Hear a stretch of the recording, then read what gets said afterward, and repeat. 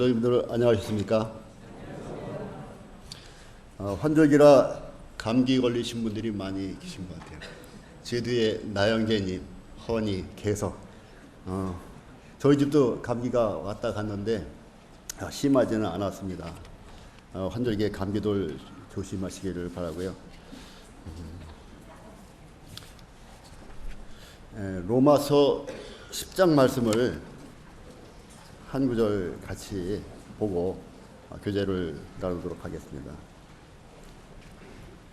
로마서 10장 12절 말씀입니다. 로마서 10장 12절.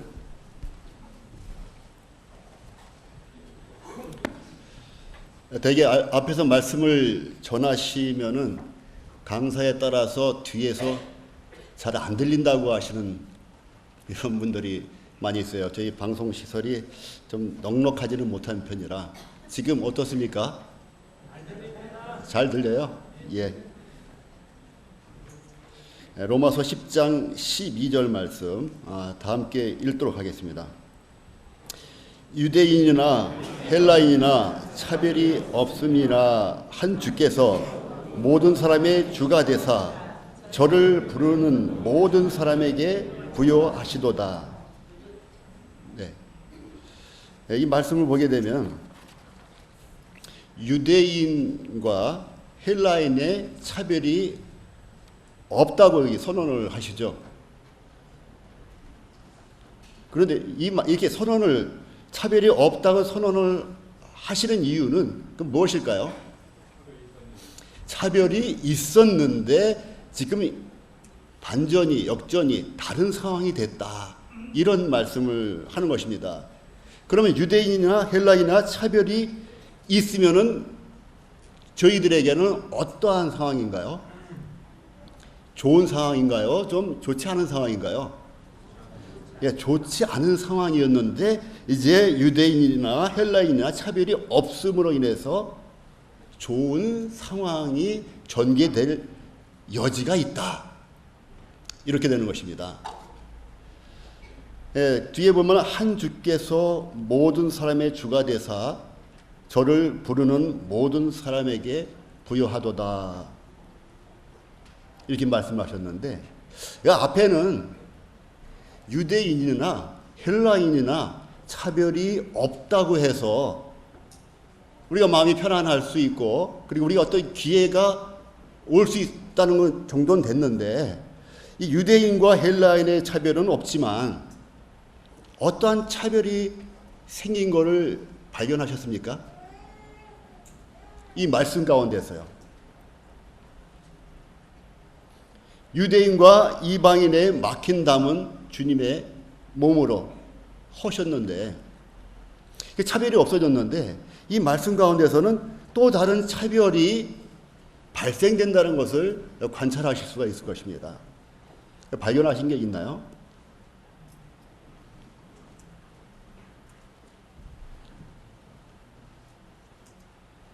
유대인과 헬라인의 이 신분적인 차별은 혈통으로 말미암은 신분적인 차별은 없어졌지만 그럼 부여하냐 부여치 않느냐의 차별이 또다시 생기는 것입니다. 다시 말하면 과거에는 유대인과 헬라인, 유대인과 이방인, 저희들은 이방인이잖아요. 유대인과 이방인의 큰 차이가 있었는데 이제는 이 막힌 담이 헐어졌고 모두가 같은 조건이 되었는데 또 다른 조건이 발생되었다는 것이죠. 그것은 바로 주님을 부르는 그냥 모든 사람이 부여케 되는 것이 아니라 주님을 부르는 모든 사람이 부여케 된다. 이런 차별이 생기는 것입니다. 예, 원래 제가 이제 복음 집회도 앞두고 그래서 개인적으로 구원 간증을 좀 나누면서 복음에 대해서 상기를 함께 해보고자 했었습니다.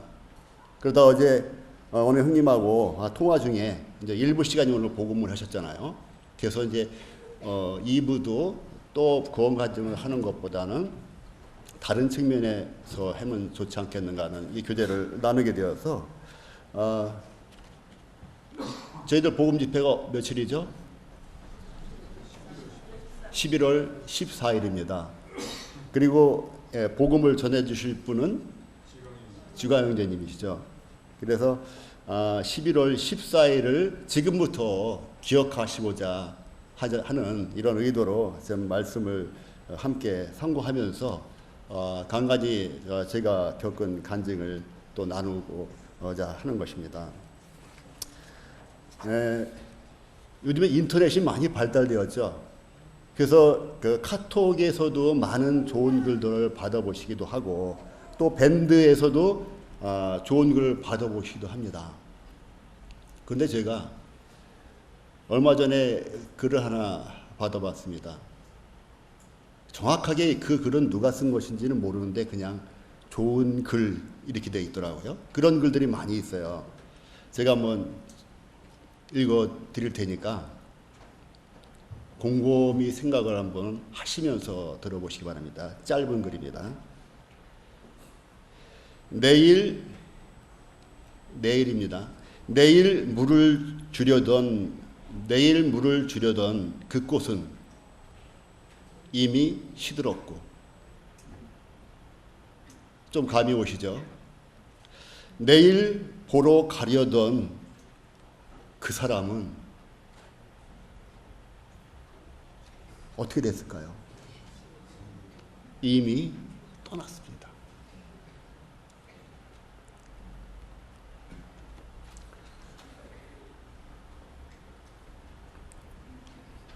여기서는 그냥 떠났다 이 글이 되어 있는데 여러분 마음가운데 다 다르게 느껴지실 거예요. 돌아가신 아버지를 떠올리는 분들도 있고 돌아가신 어머니를 올리는 분들도 있고 또 형님, 누님, 동생 또는 가까운 친구를 떠올리는 분들도 있을 것입니다. 여기서 떠나갔고는 그저 미국으로 떠나간 경우도 떠나간 것이지만 각자 사람들마다 환경과 그 상태에 따라서 다르게 받아들일 것인데 저는 이 구절을 보면서 얼마 전에 주님을 믿지 아니하고 돌아가신 저희 작은 아버지가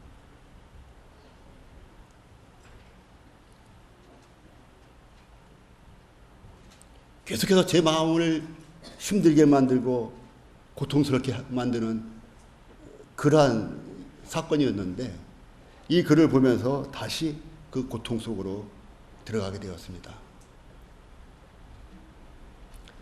두 줄만 더 읽어드릴게요. 내일 고백하려던 그녀는 이미 다른 남자와 사랑을 하고 내일입니다. 내일 하려고 했는데 하루 차이로 빼앗긴 거예요. 하루만 먼저 가서 프로포즈 했었으면 가능도 한 일이라는 얘기입니다. 내일 전해주려는 그 말은 이미 내 머릿속에서 사라졌다. 성령님을 소멸치 말라는 말씀도 있고 또 오직 오늘이라 일컫는 동안에 피차 매일, 피차 권면하라, 피차 권하라, 피차 전하라 이런 말씀도 있는데 여기 나오는 것은 내일로 미루었다가 낭패를 보는 사건입니다. 제가 7월 말쯤 되는데 사촌 동생에게 전화가 왔어요. 핸드폰 보니까 사촌 동생 이름이 떠 있는 겁니다. 사촌 동생은 작은 아버지의 막내 아들이에요. 이 작은 아버지는 저희가 결혼하기 전부터 또 결혼하고 20년 이상을 공을 들인 작은 아버지십니다. 참 인자하시고 예의 바르고 그리고 우리 조카들 다 사랑하고 나무랄 데 없는 분인데 예수님을 안 믿으세요. 예수님을 전하면은 너나 믿어라. 그리고 천국과 지옥을 한번 전하니까 우리 작은 어머니께서 역정을 내세요, 옆에서. 그래서 쉽게 전하지 못하니까 저희가 할 일은 명절 때 저희 작은 아버님 생신이 구정입니다. 설날이에요. 거의 빠지지 않고 그날을 찾아뵀어요. 추석 때. 그래서 공을 드리고 또 효도 캠프가 있으면 간혹 가다 보내드리고 했는데 편찮으셨던 거예요. 그러니까 또 못 가고 몸이 나으면 가겠다. 그전에는 은퇴하면 가겠다 하셨는데 이제는 몸이 나으면 가겠다. 또 작은 어머니가 암 수술을 받으셨어요. 작은 어머니 또 간호하시느냐고 못 간다 이렇게 돼. 그러다가 정작 작년에는 폐암이라는 진단을 받게 됐습니다. 처음에는 폐결핵인 줄 알고 병원을 전전하고 삼성병원까지 갔는데도 거기서 발견을 못하다가 강남 삼성병원에 가서 비로소 폐암 진단이 나왔고 치료가 더 이상 안 된다는. 그런데 방사선 치료 한번 해보자고 해서 치료를 했습니다. 그런데 다행히 노인들은 전이가 쉽게 되질 않기 때문에 방사선 치료로 그 폐암 자체가 정지된 상태가 수개월 동안 계속 되는 것이었어요. 지금도 저희 가운데 그런 아버님을 모시고 있는 형님이 계십니다. 그래서 저희들은 내일 전해드릴 수 있겠다는 마음을 가지고 있었는데 이제는 폐암으로다가는 바로 몇 년 안엔 돌아가시지 않을 거라는 이런 의사의 진단과 함께 그렇게 믿고 내일, 다시 말하면 내년에 그런 날이 있을 줄 알았는데 며칠 전에 제가 우리 사촌 동생하고 통화를 하고 났는데 전화가 딱 왔을 때 제 마음이 어떻겠어요? 여러분들 그런 경험 많으실 겁니다. 한밤중에 전화가 어디서 온다든지 그러면은 그 전화는 대개가 무슨 전화입니까?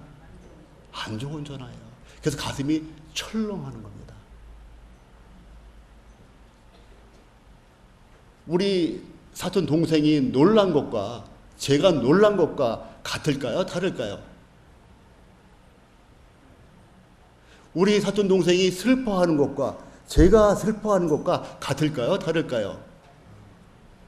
육신적으로 나는 사촌 동생이 아버지이기 때문에 더 애타겠지만은 이 모든 것을 알고 있는 이 비밀을 알고 있는 저로서는 감당하기 어려웠어요.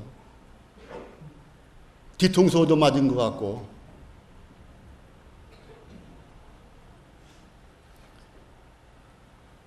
작은아버지가 돌아가신 것은 이 폐암이 아니라 뇌졸중과 같은 뇌질환이었습니다. 그동안에 폐암을 치료해서 그 몸이 허약해지셨잖아요. 그 상황에서 그 대상포진이 그렇게 무서운 줄은 잘 몰랐습니다. 대상포진에 걸려서 고통 제가 소식을 못 들었어요. 작은아버지가 알리지 말라고 하셨기 때문에 못 들었습니다.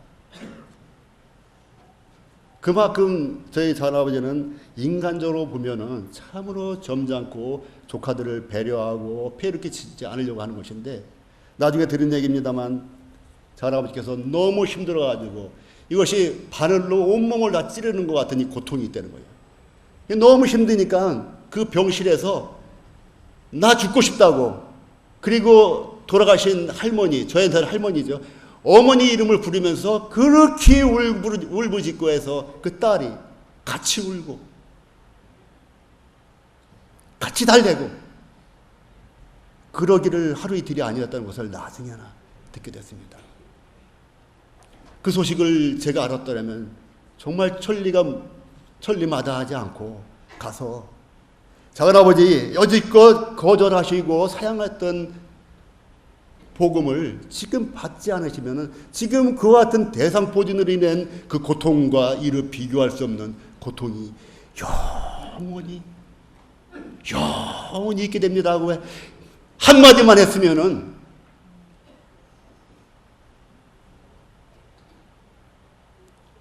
제가 여한이 없어요.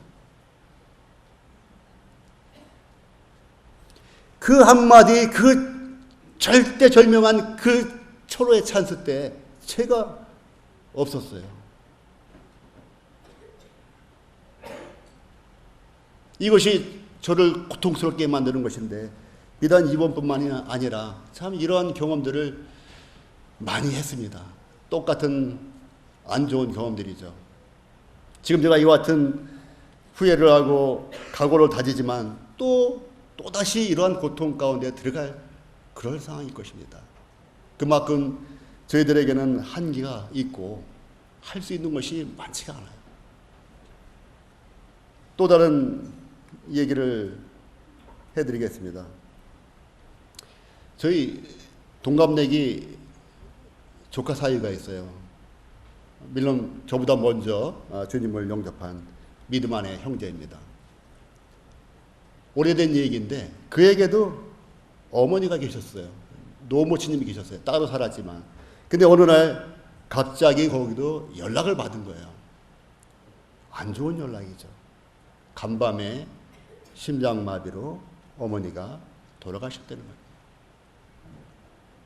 얼마나 놀랐겠습니까? 어머니는 아직 복음은 들었지만 완전히 복음을 받아들이고 시인하고 주님을 영접한 상태가 아니라는 것을 아는 이 형제가 얼마나 놀랐겠습니까?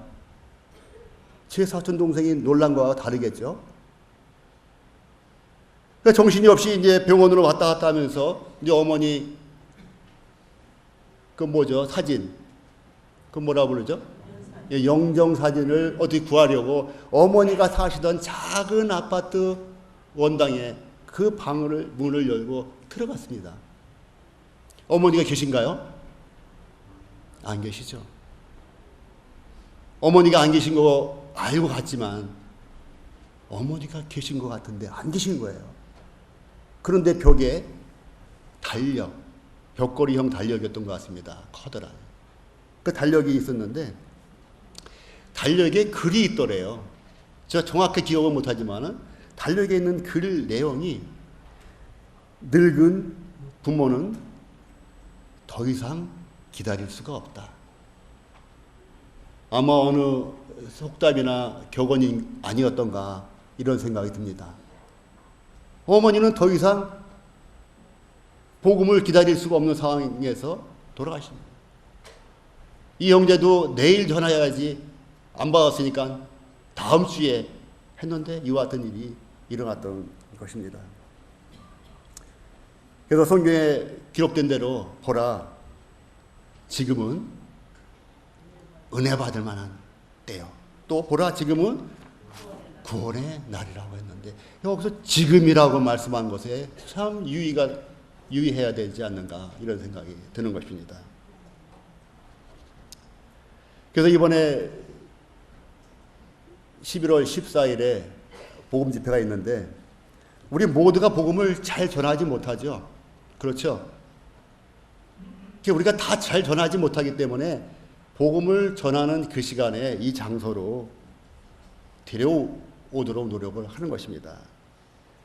아까 읽었던 로마서 10장 12절 한번 다시 읽고 그 밑에 더 읽도록 하겠습니다. 12절 유대인이나 헬라인이나 차별이 없음이라 한 주께서 모든 사람의 주가 되사 저를 부르는 모든 사람에게 부여하시도다. 저를 부르는. 그러니까 저희들의 사명은 그분 예수 그리스도를 부르도록 인도하는 것이 복음 전도자들 뿐만 아니라 우리들의 사명이라는 것이죠. 13절입니다. 누구든지 주의 이름을 부르는 자는 구원을 얻으리라. 그런즉 저희가 믿지 않은 이를 어찌 부르리요? 듣지도 못한 이를 어찌 믿으리요? 전파하는 자가 없이 어찌 들으리요? 보내심을 받지 아니하였으면 어찌 전파하리요? 기록된 바 아름답도다 좋은 소식을 전하는 자들의 발이여 함과 같으니라 이렇게 되었습니다. 내용이 복잡한 것 같지만은 순서가 어떻게 되어 있습니까? 13절부터 쭉 내려가지만은 여기에 뿌리가 있습니다. 근본이 있습니다. 출발점이 있어요. 출발점이 13절부터 시작한 것이 아니라 몇 절부터 시작합니까? 15절. 15절에 보면은 좋은 소식이라는 단어가 나오죠. 이 좋은 소식이 있을 때, 이 좋은 소식이 있을 때 이러저러한 과정을 거쳐서 13절에 뭐라고 나옵니까? 구원을 얻으리라. 좋은 소식이 있는데 좋은 소식이 있는 것 가지고 다 해결되는 게 아니잖아요. 좋은 소식이 있는데 좋은 소식과 구원 사이에 간격이 있습니다. 간격이. 이 간격은 시간의 간격일 수도 있고 공간의 간격일 수도 있습니다. 또 마음의 간격일 수도 있어요. 주님께서는 유대인이나 헬라인이나 그 막힌 땀을 허셨지만 이 좋은 소식과 구원을 얻는 것과 그 사이에는 여전히 담이 형성되어 있는 것을 보게 되는 것입니다. 그 담이 형성된 그 담을 어떻게 헐어나갑니까? 먼저 15절에 보면은 보내심을 했죠. 보내심을 받아서 전파하는 거죠. 그 다음에 14절을 보게 되면은 전파하니까 듣는 것이죠. 또 들으니까 어떻게 됩니까? 거꾸로 올라오는 겁니다. 지금 들으니까 믿게 되는 것입니다. 믿고 나니까 주여, 주님. 그리고 결혼한 사람은 여보, 아들을 낳은 사람은 아들 이름 아무개야. 이와 같은 사실이 있을 때 어떤 또 다른 결과가 나오는데 믿으니까 주님을 부르게 된다는 것입니다. 그래서 이와 같이 좋은 소식, 기쁜 소식, 다시 말하면 바꿔 말하면 뭐죠? 좋은 소식이 한자어로 복음이라는, 이 복음이 어떤 한 개인 마음 가운데 역사해서 싹이 트여질 때 비로소 그는 영원한 생명을 얻었다. 거룩함을 얻었다. 의롭다함을 받았다. 이렇게 되는 것이죠. 그런데 이 좋은 소식과 구원과 그 사이에 간격을 메꾸는 일들을 하나님은 성경 자체를 통해서 하시기도 하지만은 우리같이 먼저 이 기쁜 소식을 받은 그 사람을 통해서 일하시기를 기뻐하신다는 것입니다. 우리 성도님들 가운데는 복음 전하기에 매우 힘쓰고 고통 가운데 복음을 전하는 분들이 많이 있을 거예요. 믿지 아니하는 남편을 두신 분들, 믿지 않는 아내를 두신 분들, 자녀, 부모, 우리를 고통 가운데 기도하게 만드는 그런 요소가 되는 것이죠. 저는 1992년에 결혼을 했습니다. 근데 결혼하기 전에 제 마음 가운데 그려진 그림이 있었어요. 여러분들도 아마 결혼하기 전에 그려진 그림이 있을 것입니다. 물론 제가 그리고 있는 그림은 외적인 이런 것들을 말고 그런 것들이 있지만은 이 영적인 측면에서 어떤 그림을 그렸냐 하면은 내가 결혼하는 그 자매에게는 아버지가 살아계시면 좋겠다라는 그림을 그렸습니다. 이것은 물론 영적인 일은 아닙니다. 그리고 물론 어머니도 계시면 좋겠고, 그리고 처제 처남들이 좀 많았으면 좋겠다. 이것이 저의 그림입니다. 이 그림 자체는 영적인 그림은 아니지만 또 다른 그림이 있습니다. 그런데 그분들이 다 아직 안 믿는 분들이면 좋겠다. 아직 구원받지 못한, 그래서 다시로 말하면 밭 깔리지 않은 이런 밭과 같은 그러한 집안이면 좋겠다. 그러면 내가 가서 할 일이 있겠다. 이러한 그림을 그렸습니다. 그런데 제가 그린 그림 중에 아버님이 계셔야 되는 그림은 이루어지지 않았지만 나머지는 다 그 그림대로 됐습니다. 그래서 저는 결혼하고 우리 장모님을 많이 괴롭혔어요. 우리 장모님 말씀을 안 들으니까, 교회 가자고 해도 안 가시니까. 우리 장모님은 효도 캠프를 몇 번 가셨는지 아세요? 구원받지 못한 상태에서. 우리 여러분들이 다 아시다시피 우리 지원이가 올해 재수를 합니다. 작년에 대학에 입학을 못했기 때문에 우리 재수를 하는 거예요. 우리 장모님은 효도 캠프를 재작년에 가서 구원을 못 받고 오셨어. 작년에 또 가셨어. 그런데 또 못 받고 오셨어요.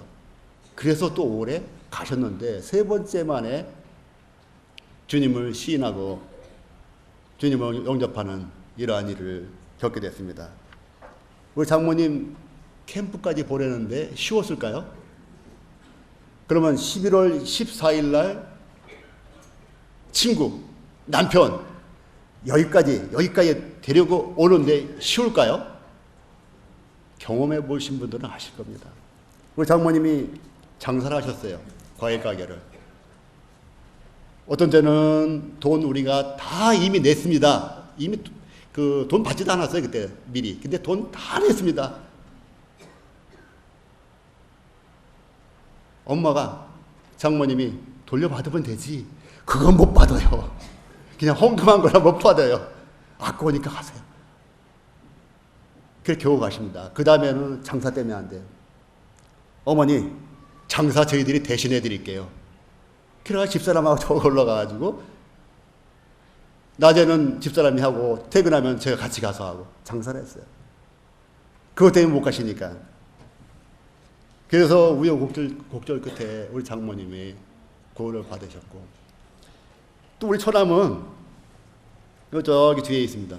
김현철 형제가 제 처남이에요. 구원받고 싶어 해요. 아직 젊은 청년이기 때문에. 그런데 그게 잘 안 돼요. 그래서 의정부 교회에 허인호 경제님이 전도 집회를 한다라는 소식을 듣고 데리고 갔습니다. 3일인가 했는데 94년인지 몇 년이지? 94년? 5년? 4년? 네. 94년에 의정부 교회에 계셨던 분들 계시죠? 허인호 경제님이 전도 집회 하신 거 기억납니까? 한기영 형제님 기억나요? 그때 없었어요. 네. 그때 의정부 교회에 갔는데 마지막 날까지 조그맣잖아요, 교회가. 조그만데 우리 처남 맨 앞에 앉혔을 거예요. 내 성질이 그러니까. 맨 앞에 앉았으니까는 허인호 교님이 딱 볼 때 젊고 또망또망한 청년이 딱 맨 앞에 앉았는데 이건 분명히 안 믿는 애야. 그 당시에. 계속 쳐다보면서 얘기를 하셨는데도 끝까지 해결이 안 됐습니다. 그래서 마지막 날 해결이 안 되고 전철을 타고 이제 동대문에 살았거든요. 동대문까지 오는 길에 얼마나 속이 답답했겠어요. 자기가 구원을 안 받으려고 작정한 게 아니라 받으려고 했는데 안 되니까. 그래서 오다 보니까 집사람이 또 이런저런 교제를 하다가 어떤 교제를 했냐면 제 기억이 정확한지 모르겠습니다. 이사야서 44장 22절에 보게 되면 유명한 말씀이 있죠. 내가 내 허물을 빽빽한 구름에 사라진 같이 내 죄를 안개에 사라진 같이, 요까지는 이제 일반적인 안개에 사라진 같이 도말하였으니, 이거를 이제 읽어주면서 우리 처남한테 집사람이 같이 보여준 거예요. 도말하였다가 무슨 말인지 아시죠? 도자가 무슨 도자입니까? 진흙도라고도 하고 칠할도라고도 하고, 말자도 바를 말자라 가지고 칠한다는 얘기예요. 옛날에는 황토 같은 거로 칠했기 때문에 아마 이렇게 언어가 형성된 것 같습니다. 그래서 칠하고 바른다는 얘기입니다. 원래 여기 지저분했는데, 벽이 지저분했는데 그걸 발라서 깨끗한 새 집을 만든다는 얘기예요. 원래 있던 것이 그대로 있지만 없는 것을 여기고 그 집에서 산다는 것입니다. 원래 있는 것이 그냥 없어진 게 아니라 가리워졌다, 이런 뜻이죠. 그런데 이 도말이라는 이 단어가 우리 처남에게 박힌 거예요. 내 기억에는 그런 것 같아요. 왜 그런지 압니까? 우리 김현철 처남이 도배를 참 잘해요.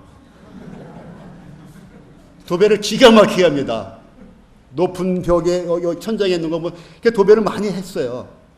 친구네도 해주기도 하고. 도배를 하다 보면 항상 더러운 곳을 가리는 그 역할을 자기가 했는데, 알고 보니까 자기 죄가 그렇게 가림을 받았다는 얘기예요. 새로운 도배지로 싹 깨끗하게 해가지고 마무리 탁 하고 탁탁 됐어. 그리고 퇴근했었는데, 그래서 우리 처남이 구원을 받게 된 것입니다. 자, 전도 집회에 데려가지 않았으면 어떻게 됐을까요? 이런 전철에서 이러한 대화가 없었겠죠. 그래서 전도 집회까지 데려가는 것이 상당히 중요하다는 이런 말씀을 하는 것입니다. 모두가 다 전도를 잘하지 못하니까. 자, 성경 한 구절을 한 장을 좀 더 보겠습니다. 열왕기 하 5장입니다. 열왕기 하 5장, 잘 아시는 문둥병 들린 나만의 얘기입니다. 그래서 다 읽지는 않겠습니다. 여기서 제가 보고자 하는 것은 구약성경 568페이지 금방 될 것입니다.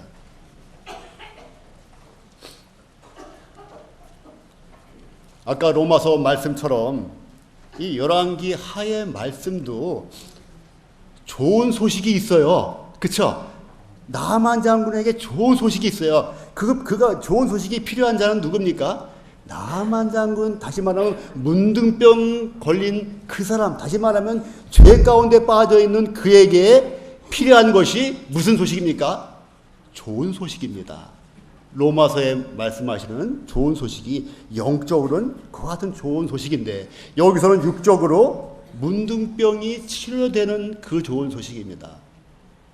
여기는 서로 스위치가 돼야 되는 것입니다.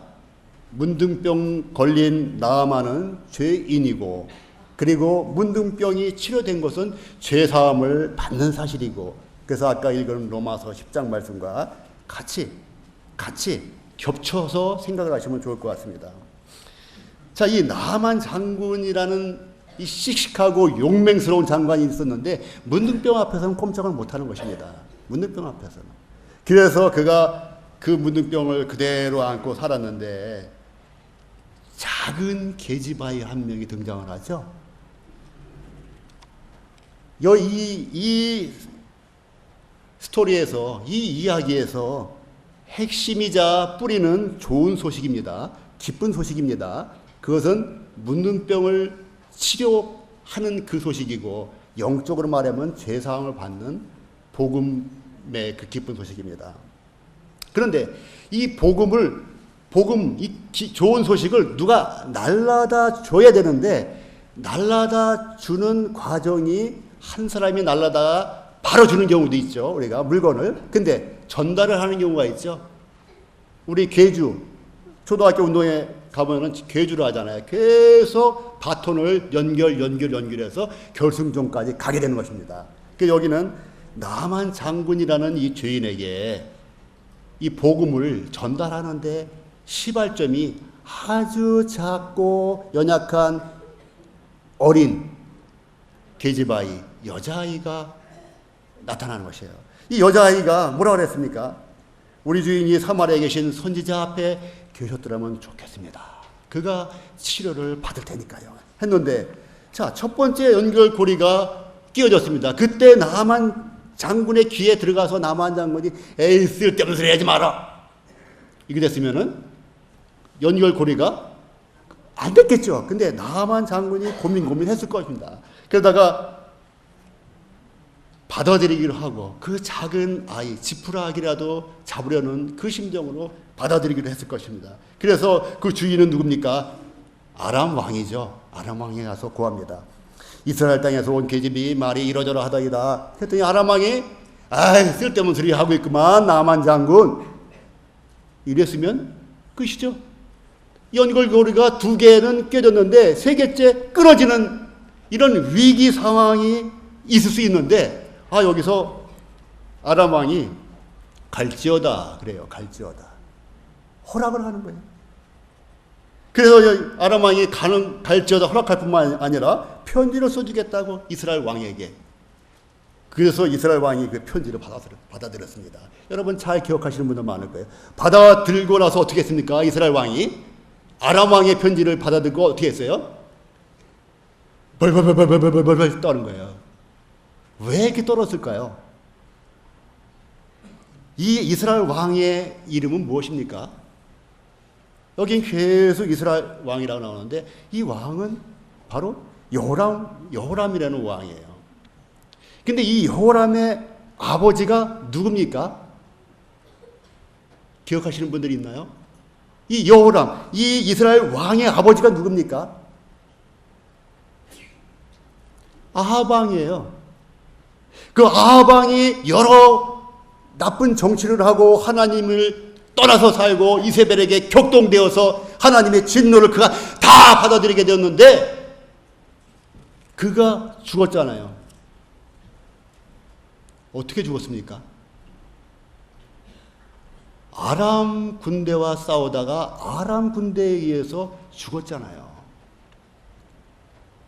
이 아합이 변장하고 군중 속으로 들어가서 살려고 길을 썼는데도 불구하고 하나님의 화살은 정확하게 죄를 향해서 날아갔던 것입니다.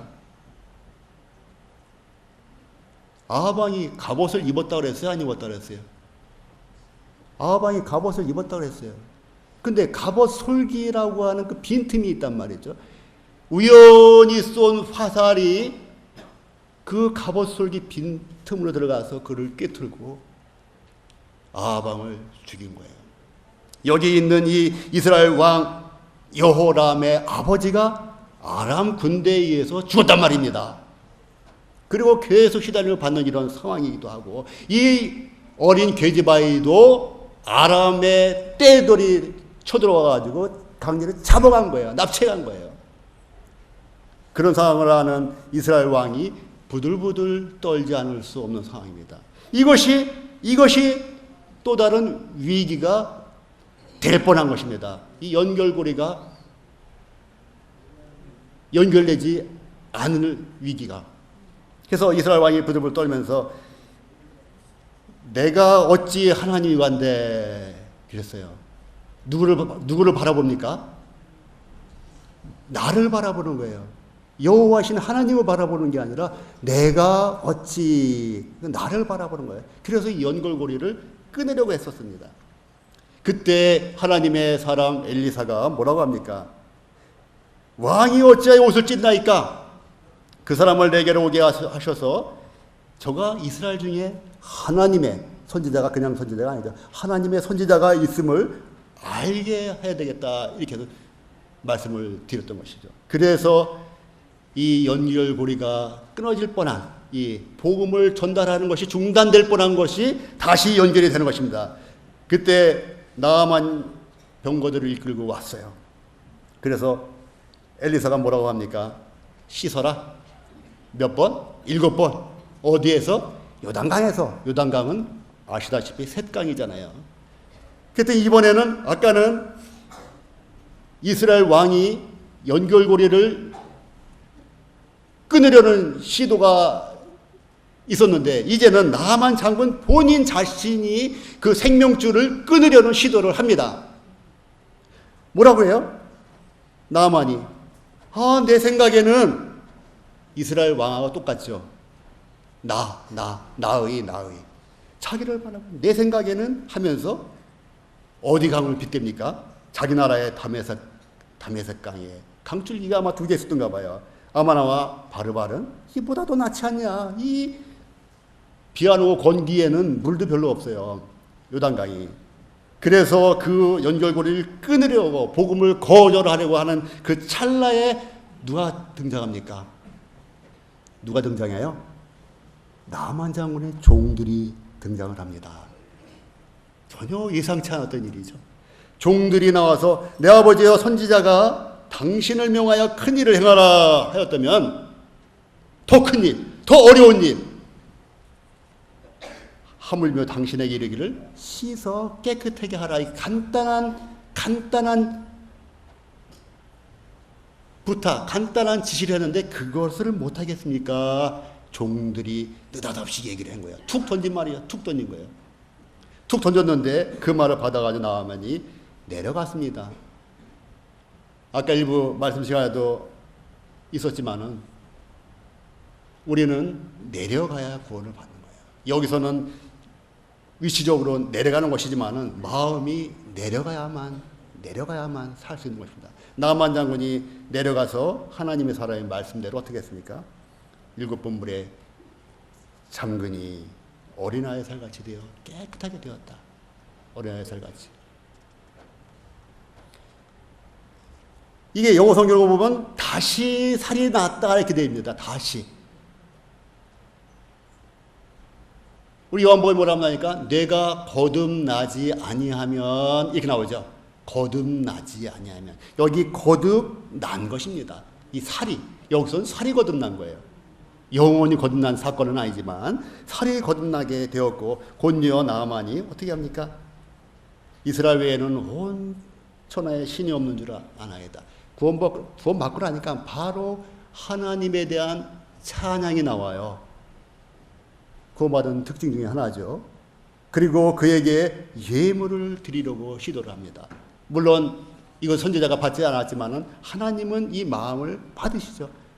여기는 영적인 구원을 얘기를 하는 건 아니지만 이와 같이 복음은 한 사람에 의해서만 꼭 되는 것이 아니라 이렇게 계집아이로부터 시작해서 종들까지 관여해서 이 일들이 합력하여 선을 이루는 모습을 이 열왕기 하 5장에서 보게 되는 것입니다.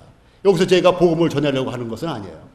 이 복음을 듣기까지 어떠한 과정이 있으며 여기에 어떤 회방이 있을 것이고 있어 왔던가를 생각하게 하시고 이 회방을 이 연결고리가 끊어지려고 하는 것들을 우리가 어떻게 다시 이어붙이는가에 집중하실 수 있도록 하는 것입니다.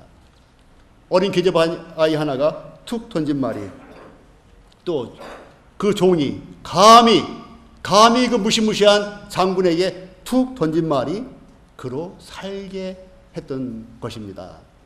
그래서 저희들도 이렇게 툭 던지는 말도 적극적으로 권하고 하는 것도 필요하지만 이렇게 툭 던지는 말도 그를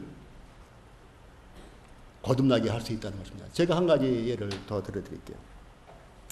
제가 엠마오에 근무하고 있었던 시기니까 아마 90년 후반이었을 것 같습니다.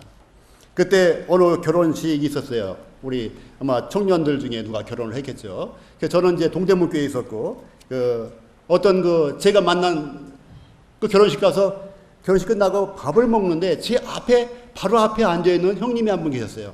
형제님이죠. 이분은 큰 교회 다니시는 분이고 저는 이제 동대문교회 다녔는데 이제 반갑게 인사를 하면서 형님 어떻게 지내세요? 그랬더니 종진형제 내가 마음이 권고해. 그 얼굴에 웃음기가 하나도 없어요. 그래서 저는 밥 먹다 말고 그냥 어떤 목적 없었습니다. 그냥 밥 먹다 말고 그 형님이 참 순수한 분이에요. 내가 좋아하는 분이거든요. 순수한 분인데 그 형님이 마음이 권고해. 이거 안 되잖아요. 공부하면 안 되잖아요. 불행한 거 아니에요. 그래서 그냥 툭 던졌어요. 형님, 감나무에서 감 떨어지기 기다리지 마시고 형님이 올라가서 따세요. 그랬어요. 아무 생각 없이 한 거예요. 툭 던진 겁니다. 형님이 좋은데 형님 공부하다니까 밥 먹다 먹고 할 말은 없고 그때 뭐 말씀 드리고 이럴 수는 없잖아요. 형님, 감나무에서 감 떨어지기 감나무 밑에서 있지 말고 올라가서 따세요. 그랬어요. 그리고 잊어버렸어요. 그래서 엠마오에서 근무하는데 어느 날 전화가 왔습니다. 종진 형제, 엠마오 강좌 공부할 수 있나 내가? 이러시는 거예요. 할 수 있죠. 그래가지고 그걸 시켜드렸어요. 그리고서 얼마 있다가 또 전화가 왔습니다. 종진 형제, 나 이제 구원 받았어. 여러분, 이런 일이 있는 겁니다. 우리가 번쩍하면 침례 잘못 줬다고 걱정들 하고 있는데 어찌 되었건 하나님의 교회에 붙어 있고 하나님의 사람들과 함께 사귀다 보면 이런 일이 있는 거예요. 나 지금 구원 받았어. 침례는 오래전에 받았지만 이런 일들이 간혹 있습니다. 얼마나 다행인지 모르겠습니다. 그래서 이와 같이 툭 던진 한마디가 사람을 살리기도 하는 것입니다. 또 사람을 죽이기도 하는 것입니다. 또 어느 교회에서는 참 착한 남자인데 교회도 잘 나오고 예배도 잘 드리고 구원 받으려고 하는데 구원을 못 받아들여. 결정적인 그 찰나에는. 가만히 보니까 이분이 무언가를 자기가 한 게 없다는 거예요. 한 게 없는데 어떻게 양심내 꺼려서 그걸 받을 수 있느냐, 이런 상황인 것 같아요.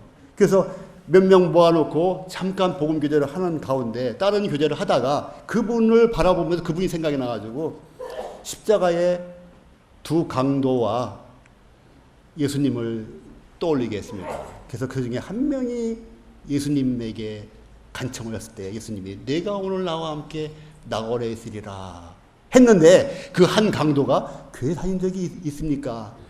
11조 낸 적이 있습니까? 이렇게 물어봤어요. 가만히 있더라고요. 그리고 저는 또 잊어버리고 있었는데 얼마 후에 그날 그 시간에 구원을 받았다고 하더라고요. 그래서 침례받고 섬기고 있습니다. 이와 같이 우리들은 한마디 그냥 던지는 것일 수 있지만 듣는 사람에게는 생명을 주는 것일 수 있어요. 옛날에 동대문 교회에 있었을 때 1997년입니다. 요거는 이제 여전까지는 이제 개인적인 간증과 함께 말씀드린 거고, 교회적으로다가 97년에 허인호 교수님을 불렀어요. 초청했거든요. 근데 저희들이 전도 공문을 만들고 그 당시로다는 파격적인 형태로 공문을 만들었습니다. 눈에 팍 띄게 이걸 받아들이는 사람이 바로 복음에 관심을 갖도록, 그리고 바로 동대문 교회에 구조자를 데리고 올 수 있도록 이렇게 했습니다. 그리고 이 전도지와 함께 이 조그만 초청장도 아니에요. 그냥 여기 우리 전도 집회 며칠부터 한다, 어디다, 요거 적어놓은 거를 큰 교회는 30장, 적은 교회는 5장씩 동봉을 해가지고 서울 인근 경기도까지 다 보냈습니다. 그리고 사역하시는 형제님들한테 일일이 다 전화를 걸었어요. 형님, 우리 교회에서 이러해서 전도 집회니까 성도님들도 보내주시되 안 믿는 구조자를 보내주시면 구원받고 그 교회 가서 섬길 수 있도록 돕겠습니다. 그랬어요. 그리고 성도님들은 각자 주머니에, 그때는 카드가 많이 보편화 안 돼 있었습니다. 여러분, 각자 주머니에 10만 원씩만 들고 다니십시오 그랬어요. 10만 원. 왜요? 10만 원을 뭐하러 들고 다니라고요? 10만 원을 뭐하러 들고 다녀요? 돈 자랑하려고? 직장 동료 저녁 사주세요. 사촌 동생 밥 사준다고 만나자고 하세요. 그리고 교회 근처 식당에서 좋은 식당 잡으세요. 비싼 거 사주세요. 그 10만 원씩 들고 다니면서 쓰라고 했습니다. 이와 같이 결의를 다졌는데 저희가 오랫동안 준비한 게 아니었어요. 한 2주나 불과 앞두고 했기 때문에 그 당시 북북교회는 몇 달 전부터 준비를 했다고 얘기 들었습니다. 우리는 한 2주 정도 놓고 되겠냐 말겠냐 하면서 우리가 믿음으로 나가야 돼, 행동하자 그랬습니다. 기도만 할 것이 아니라 행동하자, 행동하는 믿음으로 하자. 그래서 각 사역자들에게 전화도 걸고 전단지도 많이 만들어서 보내고 또 개인적으로 전화 걸고, 그렇게 해서 이때 우리 작은 그저 요만한 교회에서 구조자가 3일인가 4일 했는데 한 40명 내지 한 50명이 왔었습니다. 우리 이렇게 큰 교회에서도 못 오잖아요. 그리고 많은 사람들이 구원받고 그 지역으로 돌아간 분들도 많이 있어요.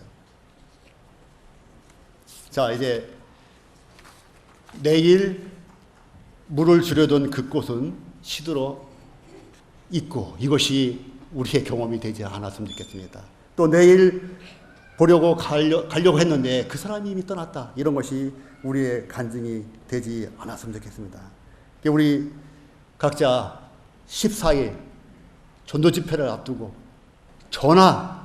아름다운 소식을 전하는 그 발이요 했지만 지금은 그 발도 필요 없잖아요. 아름다운 소식을 전하는 그 뭡니까? 아름다운 소식을 전하는 그 발이요, 옛날에는 발로만 걸어다녔기 때문에 지금은 아름다운 소식을 전하는 그 손가락이요. 괜찮아요. 카톡도 많이 하고 전화도 많이 하고 손가락. 그래서 아름다운 소식을 전하는 손가락도 많이 활용하시기를 바랍니다. 그리고 여전히 주머니에 10만 원쯤 아니면 카드를 갖고 다니시면서 교회 근처에서 맛있는 저녁 식사를 예약하시기를 바랍니다. 안 오려고 하는 사람에게는 그저 저녁 얘기만 하셔서 오고, 그래서 잠깐 들렀다 가면 안 될까 할 수도 있겠죠. 그리고 믿기로 작정한 사람은 더 설명하고, 이렇게 해서 이번 11월 14일 지광 형제님을 통해서 전해지는 복음 집회 때 정말 많은 결실이 있기를 바라겠습니다. 기도해 드리겠습니다. 아버지 하나님, 감사드립니다. 참 2000년 전에 저희를 위해서 죽으신 무로 말미암아 그 기쁜 소식을 저희들에게 전달해 주셨고, 또 오늘날 이와 같은 기쁜 소식을 저희들의 발로, 저희들의 손으로 전달할 수 있는 기회를 주셔서 감사드립니다. 저희 11월 14일 또 그 복음 집회 중에 저희들이 힘을 다해서 이와 같은 주님의 참 피값에 참 보응하는 이런 일을 할 수 있도록 은혜를 주시기를 바랍나이다. 예수 그리스도 이름으로 기도드렸습나이다. 아멘.